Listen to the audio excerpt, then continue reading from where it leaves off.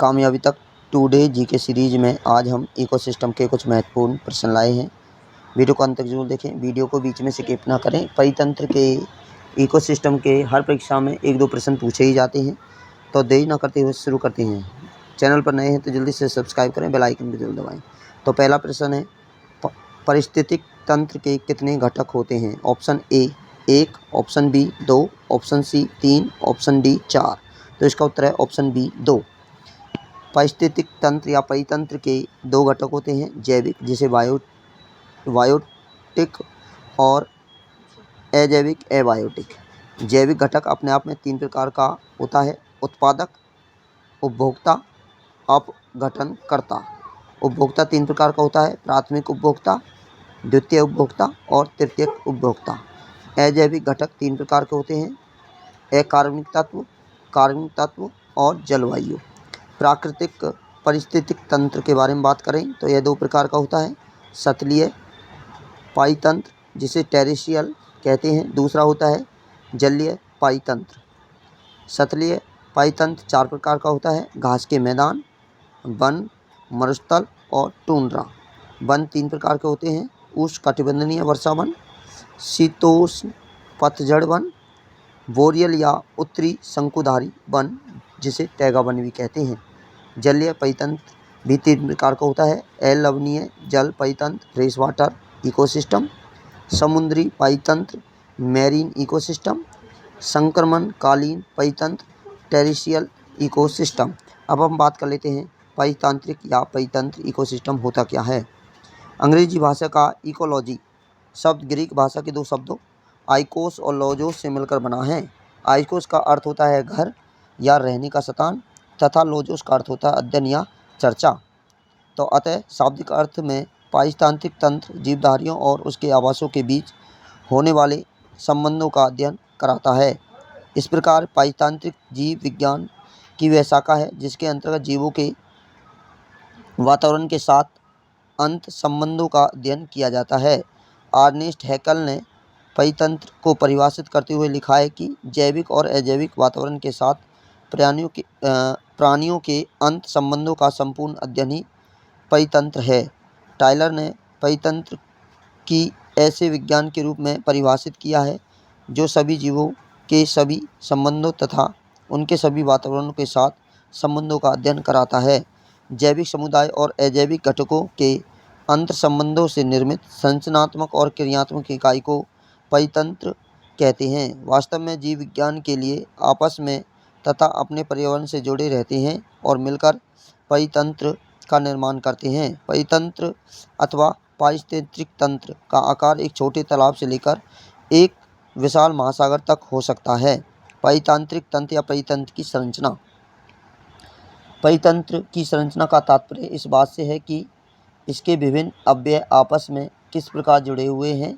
परितंत्र का मुख्य संरचनात्मक लक्षण जातीय रचना तथा सतर विन्यास है। किसी परितांत्रिक तंत्र में जाति रचना वहाँ के पर्यावरण पर निर्भर करती है। उष्णकटिबंधीय प्रचुर वनों में जीवन के अनुकूल परिस्थिति होने के कारण उष्णकटिबंधीय वनों की संरचना में बहुसंख्यक जैविक जातियों को देखा जा सकता है। वहीं मरुस्थलीय परितंत्र अल्प जातियों की संख्या को दर्शाता है। तो इस प्रकार हमारे इस प्रश्न का उत्तर हुआ, पारिस्थितिक तंत्र में कितने घटक होते हैं? तो पारितंत्रिक में 2 घटक होते हैं, ऑप्शन बी सही है। अगला प्रश्न है, वर्ष 1962 में प्रकाशित पुस्तक साइलेंट स्प्रिंग जिससे विश्व के पर्यावरण आंदोलन को गति मिली के लेखक हैं। Option A Carolyn Merchant, option B Karl Marx, option C Rachel Carson, option D Rajagopalan. तो इसका उत्तर है ऑप्शन सी रैचल कार्सन। 1962 में प्रकाशित पुस्तक साइलेंट स्प्रिंग जिसने दुनिया में एक पर्यावरणीय आंदोलन के लिए स्वर निर्धारित किया था, तो रैचल कार्सन द्वारा लिखी गई। तो इस प्रकार हमारे इस प्रश्न का उत्तर हुआ ऑप्शन सी रैचल कार्सन द्वारा लिखी गई है। पुस्तक का नाम है साइलेंट स्प्रिंग। अगला प्रश्न है, भारत में विश्व के कितने प्रतिशत भाग निवास करते हैं? Option A 70%, option B 30%, option C 40%, option D 50%। तो इसका उत्तर है ऑप्शन ए 70%। वैश्विक बाघों की आबादी की लगभग 70% भारत में है।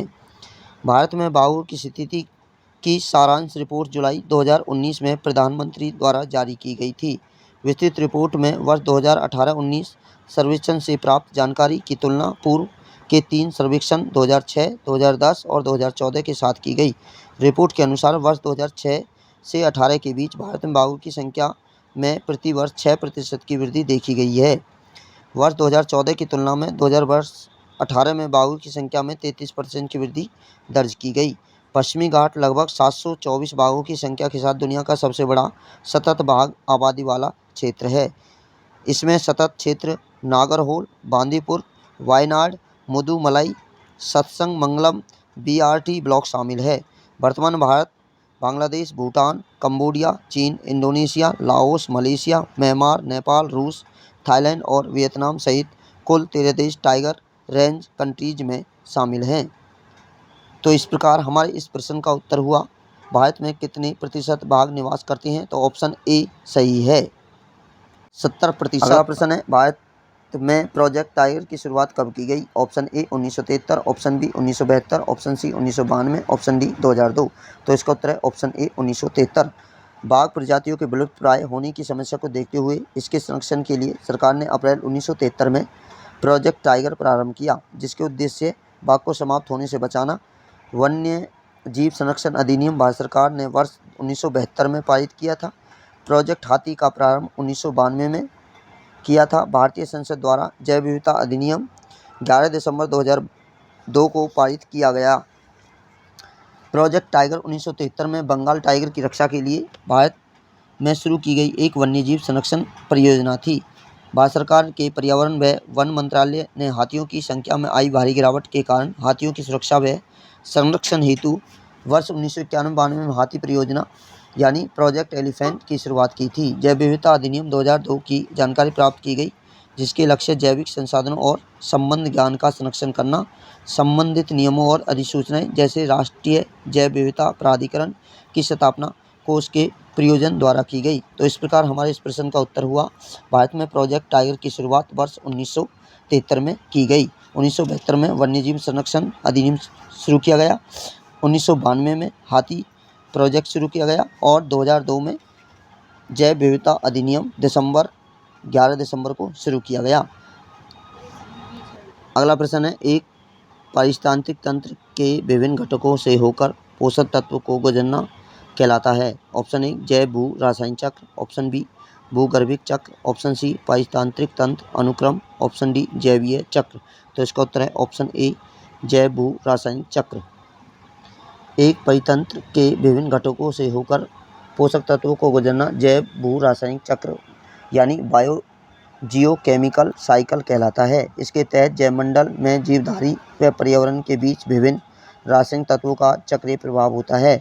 जैवमंडल में प्राणियों तथा वातावरण के बीच रासायनिक पदार्थों के आदान प्रदान की चक्रीय गति को जैव भू रासायनिक चक्र कहते हैं। पृथ्वी के वातावरण से में सभी तत्वों को एक ही निश्चित मात्रा होती है। इसकी आवश्यकता जीवधारियों को हमेशा रहती है। जैव भू रासायनिक चक्रों को दो प्रकार में गैसीय चक्र और अपसादीय चक्र में वर्गीकृत किया गया है। अगला प्रश्न है, निम्नलिखित में से कौन द्वितीयक प्रदूषक है? Option A smoke, option B carbon dioxide, option C carbon monoxide, option D fly ash. तो इसका उत्तर है ऑप्शन ए स्मोक। एक प्राथमिक प्रदूषक एक स्रोत से सीधे उत्सर्जित वायु प्रदूषक होता है, जबकि द्वितीयक प्रदूषक सीधे उत्सर्जित नहीं होता। लेकिन जब अन्य प्रदूषक प्राथमिक प्रदूषक वातावरण में अभिक्रिया करते हैं तब यह बनते हैं। उदाहरण द्वितीयक प्रदूषक स्मोक, ओजोन, पेरोक्सियल नाइट्रेट पेंस और नाइट्रिक एसिड।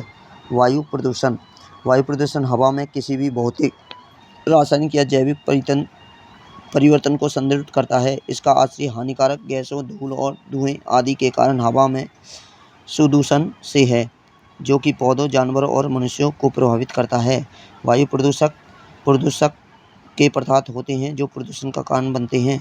प्राथमिक वे प्रदूषक जो प्रत्यक्ष तौर पर वायु प्रदूषण का कारण बनते हैं या किसी विशिष्ट सोर्स से सीधे उत्सर्जित होते हैं, उन्हें प्राथमिक प्रदूषक कहा जाता है। उदाहरण के लिए कणिक तत्व कार्बन मोनोऑक्साइड, नाइट्रोजन ऑक्साइड और सल्फर डाइऑक्साइड। द्वितीय प्रदूषक प्राथमिक प्रदूषकों की परस्पर क्रिया और प्रतिक्रिया द्वारा निर्मित प्रदूषकों को द्वितीयक प्रदूषक के रूप में जाना जाता है। उदाहरण ओजोन, माध्यमिक कार्बनिक एरोसोल आदि। वायु प्रदूषण के कारण खाना बनाने, ऊर्जा और घरों में प्रकाश करने आदि उद्देश्य हेतु जीवाश्म ईंधन और लकड़ी आदि जलाना। उद्योगों में निकलने वाला धुआं, जिसमें बिजली उत्पादन करने वाले कोयला आधारित संयंत्र, डीजल जनरेटर संयंत्र भी शामिल है। परिवहन क्षेत्र, विशेष रूप से डीजल इंजन वाले वाहन। कृषि, जिसमें पशुधन मीथेन और अमोनिया का उत्पादन करता है। धान, जिसमें मीथेन का उत्पादन होता है तथा कृषि अपशिष्ट को जलाना आदि शामिल है। खुले में अपशिष्ट को जलाना। तो इस प्रकार हमारे इस प्रश्न का उत्तर हुआ द्वितीयक प्रदूषक है स्मोक।